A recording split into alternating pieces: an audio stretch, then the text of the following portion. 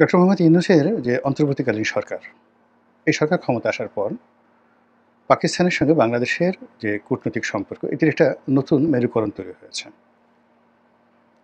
আমরা পাকিস্তানের চ্যানেল ধরি, পাকিস্তানের দুটো চ্যানেল আছে। একটি চ্যানেল হলো বাংলাদেশ, পাকিস্তান, চায়না, আর এটা হলো বাংলাদেশ, পাকিস্তান, আমেরিকা। তো আমরা বাংলাদেশ, পাকিস্তান এবং চায়না, এই যে চ্যানেলটা, এই চ্যানেলটা বর্তমান ইউনূস সরকার ব্যবহার করার চেষ্টা করছেন। দ্বিতীয়ত, আমেরিকার আমাদের এখানে দুটো চ্যানেল রয়েছে, তিনটা চ্যানেল রয়েছে। একটা চ্যানেল হলো বাংলাদেশ, ইউরোপীয় ইউনিয়ন, আমেরিকা। দ্বিতীয় চ্যানেল হলো বাংলাদেশ, ইসলামাবাদ, পাকিস্তান এবং আমেরিকা। তৃতীয় হলো বাংলাদেশ, দিল্লি, আমেরিকা। এখানে ডক্টর মোহাম্মদ ইউনূস আমেরিকার সাথে সম্পর্ক স্থাপন করার জন্য ইউরোপীয় ইউনিয়নের তার যে বন্ধুত্ব এবং লিঙ্কেজ, সেটা ব্যবহার করার চেষ্টা করছেন। এটি এই বাংলাদেশের রাজনীতিতে স্বাধীনতার পর থেকে আজ অবধি যা কিছু চলছে, এটা একেবারে টোটালি 180 ডিগ্রি অপোজিট। যদি তিনি জয়লাভ করতে পারেন, সফল হতে পারেন, একটা নতুন ডাইমেনশন তৈরি হবে। তিনি আজীবন ক্ষমতায় থাকবেন এবং একটা যাকে বলা হয় বাংলাদেশের রাজনীতির একটা আমূল পরিবর্তন এসে যাবে। ট্র্যাডিশনাল রাজনীতি থাকবে না, আওয়ামী লীগ, বিএনপির এগুলোর কোনো অস্তিত্ব থাকবে না। নতুন একটা formation, refined Awami League, refined BNP.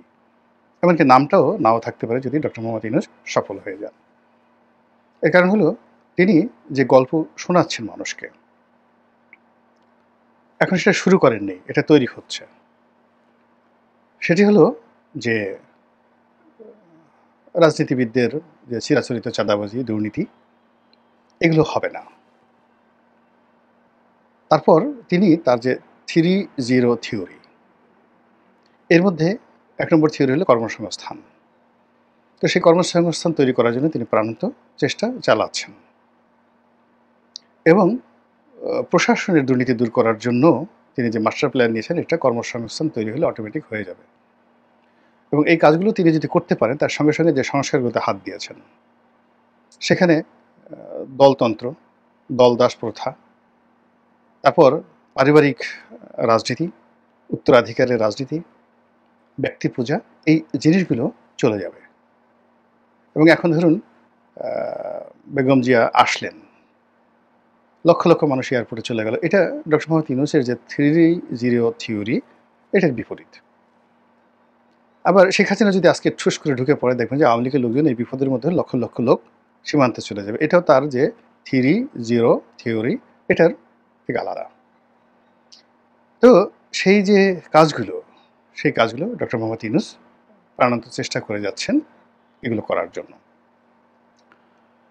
আর এই কাজ করার জন্য তাকে কি হলো, যে বাংলাদেশের যে চিরাচরিত যে গল্প, চিরাচরিত যে নীতি, প্রচার, প্রোপাগান্ডা, এর থেকে তিনি বের হয়ে এসেছেন। আমাদের দেশে এক গ্রুপ, প্রচণ্ড ভারত আমাদের বন্ধু, স্বামী স্ত্রীর মতো সম্পর্ক, এটা একটা গল্প। আর এক গ্রুপ হলো ভারত খুবই খারাপ, স্বাধীনতা যুদ্ধের সময় তারা এই লুটপাট করেছে, আমাদের এটা নিয়ে গেছে, ওটা নিয়ে গেছে, এবং তারা নিজেদের স্বার্থে বাংলাদেশকে টুকরো টুকরো করে ফেলতে পারে, যেভাবে তারা পাকিস্তানকে টুকরো করে বাংলাদেশকে স্বাধীন করে দিয়েছে। বাংলাদেশ চায়নি স্বাধীনতা, এটার একটা গল্প আছে।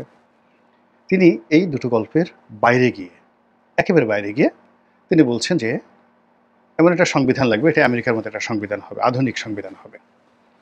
এমন একটা নারী নীতি হবে, যে এই নারী নীতিটির সাথে কোনো গল্প থাকবে না, কিংবা ধর্মীয় কোনো উন্মাদনা থাকবে না, একদম আধুনিক একটা নারী নীতি হবে। এ খুবই ঝুঁকিপূর্ণ। এবং এই ঝুঁকিপূর্ণ কাজগুলো তিনি কি পারবেন? হ্যাঁ, অবশ্যই পারবেন, যদি শক্তি প্রয়োগ হয়। বাংলাদেশ হলো শক্তের ভক্ত, নরমের জম। আমাদের এই দেশে একটা সময় যে ইলিয়াশাহী বংশের রাজত্ব চলছিল, সেই সময়তে একজন গিয়াসউদ্দিন যে আজম শাহ, অর্থাৎ ইলিয়াশাহী বংশের প্রতিষ্ঠাতা হলো শামসুদ্দিন ইলিয়াস শাহ, যিনি ফখরুদ্দিন মুবারক শাহের একজন অফিসার ছিলেন। তারপর তার পরবর্তীতে সম্রাট হলেন, বাদশাহ হলেন সিকান্দার শাহ। সিকান্দার শাহের পরে বাদশাহ হলেন গিয়াসউদ্দিন আজম শাহ। গিয়াসউদ্দিন আজম শাহের পরেই মূলত এই বংশটা ধীরে ধীরে পতনের দিকে যেতে থাকে। তো এই বংশের একজন রাজা, তার একজন প্রাসাদের দ্বাররক্ষী ছিলেন, হিজরা। তো ওই সময় রাজার সাথে বাংলাদেশের যে অভিজাত লোকজন যারা ছিলেন, আমির ওমরা, তাদের ভীষণ রকম যাকে বলে গণ্ডগোল শুরু হলো। তো গণ্ডগোল শুরু হলো এবং আমির উমরারা বলতে থাকলেন যে এই রাজা আমাদের সম্মান দেয় না, মর্যাদা দেয় না। এবং সব আমির উমরাই তখন যে সামন্ততান্ত্রিক প্রথা ছিল সবারই নিজস্ব মিলিটারি ছিল।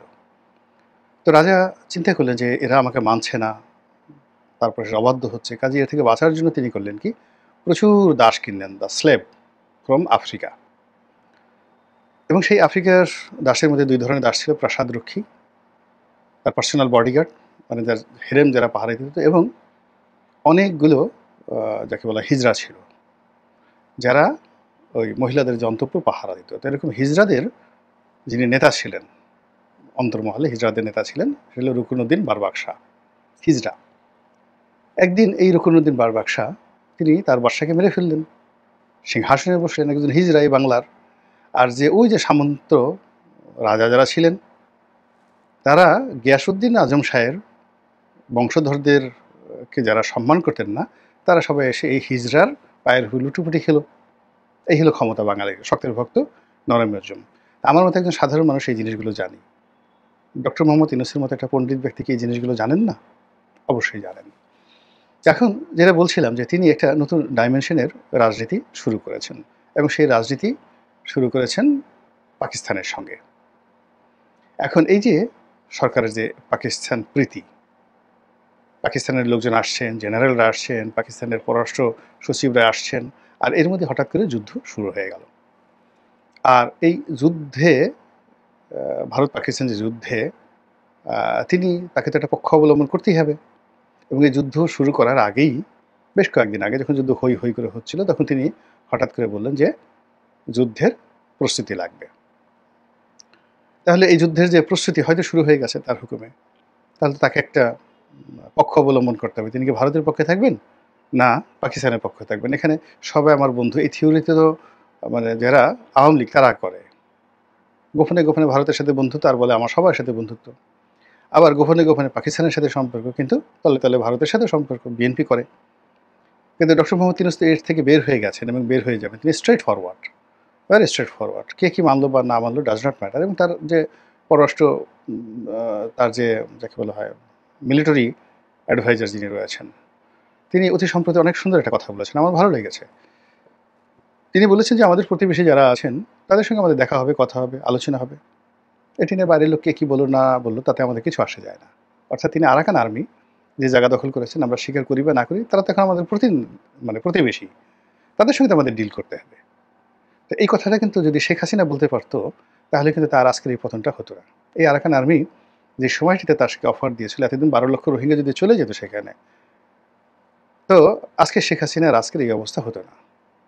সেম অবস্থা বিএনপির জন্য অনেক উদাহরণ রয়েছে। তো এখন ডক্টর মোহাম্মদ ইউনূস কিন্তু এরকম একটা স্ট্রেট ফরওয়ার্ড জায়গাতে চলে আসছে। তিনি রোহিঙ্গাদের সঙ্গে সরাসরি যোগাযোগ করতে চান।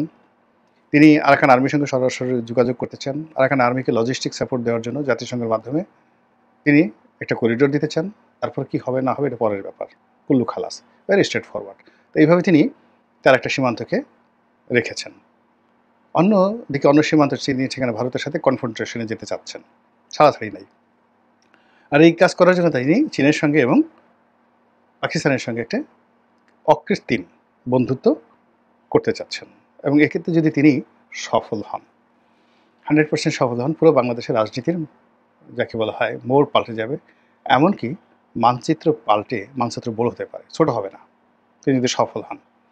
কিন্তু যদি তার এই প্রক্রিয়াটা বুমেরাং হয়ে যায়, উল্টো হয়ে যায়, তাহলে যেভাবে আমরা মানচিত্র বড় করার কথা বলছিলাম, অন্যদিকে সেই মানচিত্র খণ্ডবিখণ্ড হবে, ছোট হবে, না থাকবেই না, এটাও একটা কিন্তু বড় প্রশ্ন। 2 নম্বর হলো যে আমরা পাকিস্তানের যদি পক্ষ অবলম্বন করি, সেক্ষেত্রে আমাদের যে ভবিষ্যৎটা কেমন হবে। এবং আমরা যদি ভারতের সঙ্গে টেক্কা দিয়ে টিকে যাই, তাহলে কিন্তু বাপের বেটা সাদ্দাম, এতে কোনো সন্দেহ নেই। আর যদি টিকে না যাই, সেক্ষেত্রেও আমাদের কিন্তু যাকে বলা হয় দুর্ভোগ পোহাতে হবে। তো কাজেই এখন মন মাঝিদের বৈঠা নিয়ে আমরা আর বাইতে পারলাম না। দেখা যে হচ্ছে আমরা জনগণ ঠিক ওইভাবে চলে গেছি, কিন্তু এটা হলেও কিন্তু রক্ষা হবে না। যেমন আওয়ামী লীগের অনেক লোককে আমি বলতাম, দীর্ঘদিন ধরে বলতাম, টেলিভিশনে বলেছি, টকশোতে বলেছি যে শেখ হাসিনা কিছুই হবে না, তিনি চলে যাবেন, নিরাপদ সেফ এক্সিট তিনি পেয়ে যাবেন। কিন্তু আলটিমেটলি দেশের কোটি কোটি আওয়ামী লীগের যারা নেতাকর্মী, যারা দুর্নীতির সাথে জড়িত নয়, এমনকি আওয়ামী লীগের যারা দুর্নীতি করে তাদেরকে তারা ঘৃণা করেন, তাদের সাথে তাদের অনেক শত্রুতা। অনেক নিরপরাধ আওয়ামী লীগ নেতাকর্মী আওয়ামী লীগের দুর্নীতিবাজদের দ্বারা নিষ্পেষিত হয়েছে, নির্যাতিত হয়েছেন, জেল জুলুমের শিকার হয়েছেন। তো তারা কিন্তু ওইভাবে প্রতিবাদ করেননি। যদি করতো আজকে এই অবস্থা হতো না। দেখলাম কোনো একটা জেলার ভাইস প্রেসিডেন্ট, আওয়ামী লীগের ভাইস প্রেসিডেন্ট এবং একটা কলেজের অধ্যক্ষ, তাকে কে বা কারা ধরে নিয়ে একটা রুমের মধ্যে আটকে তার মানে পশ্চাৎদেশে একেবারে পাছার উপরে বড় বাঁশের লাঠি দিয়ে বেদম প্রহার করছেন। বয়স্ক মানুষ, সম্মানিত মানুষ, চিৎকার করতে পারছেন না, কিন্তু বোবা কান্নায় একটা বিরূপ দৃশ্য তৈরি হয়েছে, মর্মান্তিক দৃশ্য। এখন এই যে দুর্ভোগ এবং দুর্দশা, এটা তো একদিনে আসেননি। তিনি একজন অধ্যাপক মানুষ বা একজন অধ্যক্ষ মানুষ, কেন তিনি আওয়ামী লীগের রাজনীতি করতে যাবেন? এই আমাদের দেশে একজন ভাইস চ্যান্সেলর ছিলেন, তো তিনি সেই ভাইস চ্যান্সেলর সবচেয়ে বড়